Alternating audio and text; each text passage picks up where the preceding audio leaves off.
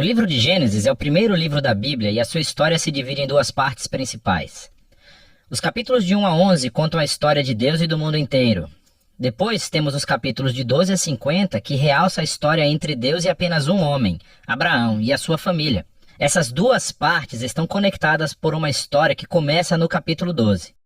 Esse esboço nos dá uma ideia de como entender a mensagem do livro como um todo e como ela apresenta a história da Bíblia inteira. O livro começa com Deus tomando a desordem e a escuridão descritas na segunda frase da Bíblia. E disso Deus traz a ordem, a beleza e a bondade. Ele cria um mundo onde a vida pode florescer. Deus faz essas criaturas chamadas humanos, ou Adam em hebraico. Ele cria os humanos à sua imagem, que está relacionado com o seu papel e o propósito deles no mundo de Deus. Os humanos são criados para refletirem o caráter de Deus no mundo. Eles são nomeados como representantes de Deus para governar o seu mundo em seu nome, o que, nesse contexto, significa aproveitar todo o seu potencial, cuidar dele e torná-lo num lugar onde ainda mais vida possa florescer. Deus abençoa os humanos. Essa é uma palavra-chave nesse livro. Deus lhes dá um jardim, um lugar onde podem começar a construir esse novo mundo. A parte importante é que os humanos têm uma escolha sobre como vão construir esse mundo, representada pela árvore do conhecimento do bem e do mal. Até agora, Deus forneceu e definiu aquilo que é bom e o que não é. Mas agora Deus está dando aos humanos a dignidade e a liberdade de escolher. Será que eles vão confiar na definição de Deus para o bem e o mal? Ou vão buscar autonomia e definir bem e mal por conta própria? É um risco muito grande. Rebelar-se contra Deus é abraçar a morte, porque você está se afastando do próprio doador da vida. E isso é representado pela árvore da vida. No capítulo 3, uma figura misteriosa, a serpente, entra na história. A única coisa que sabemos sobre a serpente é que ela é uma criatura que Deus fez. Torna-se claro que é uma criatura em rebelião contra Deus. Ela quer levar os humanos à rebelião e à morte. A serpente conta uma história diferente sobre a árvore e a escolha.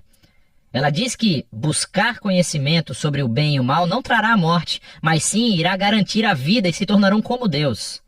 Agora, isso é uma ironia trágica, porque sabemos que os humanos já são como Deus. Foram feitos para refletir a imagem de Deus. Em vez de confiar em Deus, os humanos buscam a própria autonomia. Eles escolhem o conhecimento do bem e do mal para si, e, instantaneamente, toda a história fica fora de controle. A primeira perda acontece nas relações humanas. E, de repente, o homem e a mulher entendem o quão são vulneráveis. Eles não podem nem confiar um no outro. Eles fazem roupas e se escondem um do outro. A segunda perda acontece na intimidade entre Deus e os humanos. Eles correm e se escondem de Deus. Quando Deus os encontra, eles começam um jogo de culpar um ao outro sobre quem iniciou essa rebelião. E nesse momento a história para. Há uma série de poemas curtos nos quais Deus declara, primeiro para a serpente e depois para os humanos, as consequências trágicas dos seus atos. Deus primeiro diz à serpente que, apesar da sua vitória aparente, ela está destinada à derrota e a comer poeira. Deus promete que um dia uma semente, ou seja, um descendente, virá da mulher e dará um golpe letal na cabeça da serpente. O que parece uma ótima notícia, mas essa vitória terá um custo, pois a serpente também dará um golpe letal no calcanhar do descendente, enquanto está sendo esmagada. A promessa desse guerreiro ferido é misteriosa. Mas no fluxo da história até então, você vê isso como um ato de graça de Deus. Os humanos acabaram de se rebelar, e o que Deus faz? Ele promete resgatá-los, mas isso não elimina as consequências das decisões do ser humano. Deus informa que agora os aspectos da sua vida conjunta, tanto na vida em casa como no trabalho, serão cheios de tristeza e dor por causa da sua rebeldia, o que levará à morte. E a partir daqui, a história só piora. Os capítulos 3 a 11 traçam o efeito crescente da rebelião e das relações humanas fraturadas em todos os níveis. Há uma história sobre dois irmãos, Caim e Abel. Caim tem tanta inveja do seu irmão que quer matá-lo. Deus adverte Caim que não caia na tentação, mas ele faz isso de qualquer maneira. Ele mata o seu irmão no campo. Caim então constrói uma cidade onde reinam a violência e a opressão. Tudo isso culmina na história de Lameque. Ele é o primeiro homem da Bíblia a ter mais de uma esposa. Ele as acumula como sua propriedade. E entoa uma breve canção sobre como ele é ainda mais violento e vingativo do que Caim. Depois disso, temos uma história estranha sobre os filhos de Deus, que poderia se referir a seres angelicais do mal ou aos antigos reis que alegavam descender dos deuses. Como Lameque, eles adquiriram tantas esposas quanto quiseram e geraram os Nefilim, grandes guerreiros dos tempos antigos. Qualquer que seja a interpretação correta, o ponto principal é que os humanos estão construindo reinos que enchem o mundo de Deus com violência e ainda mais corrupção. Em resposta a essa corrupção, sabemos que Deus está profundamente triste. A humanidade está destruindo o seu belo mundo e se destruindo uns aos outros. Então, num ato ímpeto de proteção da bondade que existe no seu mundo, Deus limpa a maldade humana com um grande dilúvio. Mas existe um humano inocente a quem ele protege, Noé, e toda a sua família. Ele nomeia Noé como um novo Adão.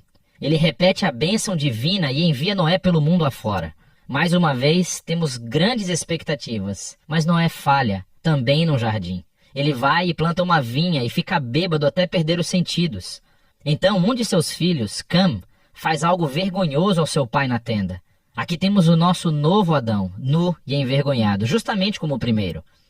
E novamente tudo piora. O que leva à fundação da cidade da Babilônia. As pessoas da antiga Mesopotâmia se reúnem em torno de uma nova tecnologia, o tijolo. Elas podem construir cidades e torres mais altas, bem mais rápido do que qualquer outro povo. Eles querem construir um novo tipo de torre que chegue até os deuses para tornar os seus nomes famosos. É uma imagem da rebelião e arrogância humana. É a rebelião do jardim, dessa vez amplificada. Deus humilha o seu orgulho e os dispersa. Essas são histórias diversas, mas você pode ver que todas exploram o mesmo princípio básico. Deus continua dando aos humanos a chance de fazer a coisa certa com o seu mundo, e os humanos continuam a destruí-lo. Essas histórias afirmam que nós vivemos num mundo bom, que tornamos mal, e escolhemos definir o bem e o mal por conta própria. Todos nós contribuímos para esse mundo de relacionamentos rompidos, levado ao conflito e à violência e, finalmente, à morte. Mas há esperança. Deus prometeu que um dia um descendente viria, o guerreiro ferido, que derrotará a raiz do mal. Apesar da maldade humana, Deus está decidido a abençoar e a salvar o seu povo. Então a grande questão é, claro, o que Deus vai fazer? E a próxima história é o elo onde encontramos a resposta. Mas por enquanto, é disso que tratam os capítulos de 1 a 11 do livro de Gênesis. Obrigado por estarem comigo até aqui. Um grande abraço e um grande beijo. E me sigam nas redes sociais vizinhas que eu vou deixar bem aqui embaixo. É isso aí, galera. Fui!